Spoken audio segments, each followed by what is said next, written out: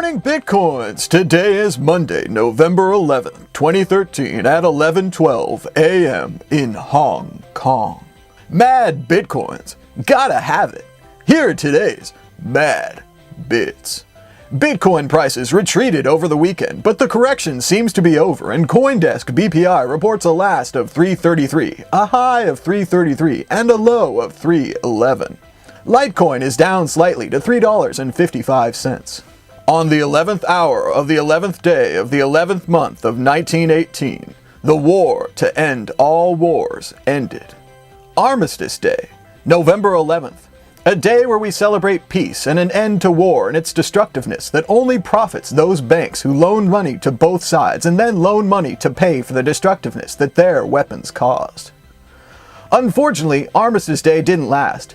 Due to reparations placed upon Germany, a foul dictator was able to rise up and again sink the world into war.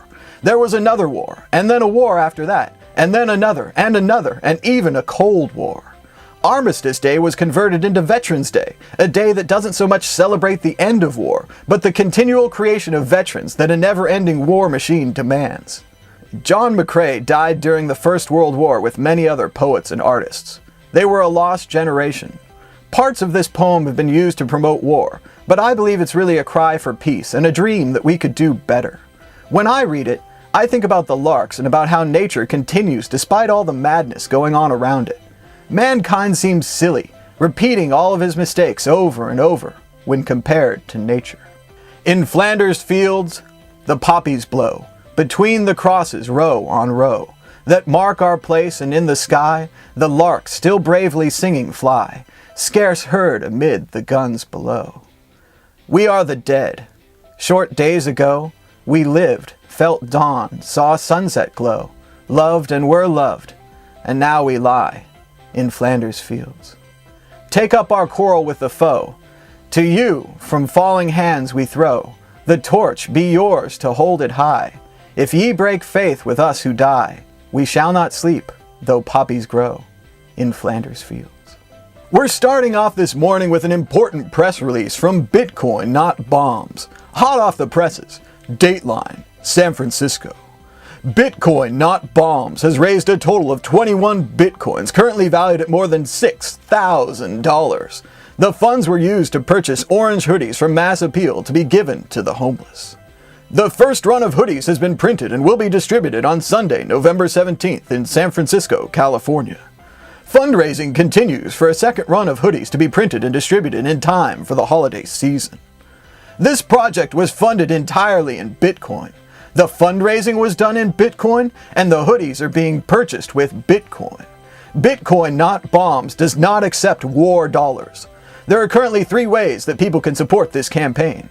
Number 1, pre-order a hoodie or t-shirt at bitcoinnotbombs.com. Each shirt is specially priced to include the cost of 1 hoodie for a person in need this winter. 1 for you, 1 for them. Number 2, donate Bitcoin. All donations made to Bitcoin Not Bombs General Fund during the course of this campaign will go towards buying hoodies for the homeless. Number 3, cashintocoins.com is also offering a special deal where they will donate their fee to a charity of your choice. Simply donate your fee to Bitcoin Not Bombs. Thanks again to Cash Into Coins for offering this great deal. And thanks to Bitcoin Not Bombs, the volunteers of Project Feed, and all of the donors. Donors like you. Individually, we may have only donated a few bits, but together, we raised more than 21 Bitcoins, and now we are using those Bitcoins to do some good. Great job, Bitcoin. Great job, bitcoinnotbombs.com. Hey, Japan. Got Bitcoin? Get your PlayStation online and download some iTunes, because with TokyoCodes.com you can exchange your Bitcoins for gift cards for PlayStation, Nintendo, Amazon.com, or even iTunes. The code you need to get to the next level is now available at TokyoCodes.com. Shopify officially integrates Bitcoin as payment option for its 70,000 merchants. Popular e-commerce platform Shopify announced that it would add Bitcoin as a payment option for its more than 70,000 online stores, expanding the types of goods and services that can be purchased with Bitcoin once again. Go, Bitcoin, go! A Brooklyn Bodega owner told us why all merchants should start accepting Bitcoin. It's starting to happen. The Bitcoin discount has been offered in Brooklyn. A 10% discount for using Bitcoin. Merchants and small business owners are starting to wake up and smell the Bitcoins. Business Insider called the market owner and tried to convince them that Bitcoin was a bad idea. But the market owner stuck to his guns and said with Bitcoin, there are lower fees and you don't have to worry about chargebacks, which is beneficial for merchants. It's better than Visa or MasterCard. Bitcoin is better for merchants than Visa or MasterCard? Bye-bye, banks. Bye-bye. Subway in Allentown, Pennsylvania accepts Bitcoin. I heard about the Russian subway that accepted Bitcoin, but figured it was more of a small kiosk in Siberia, far away from Subway's home country and corporate headquarters.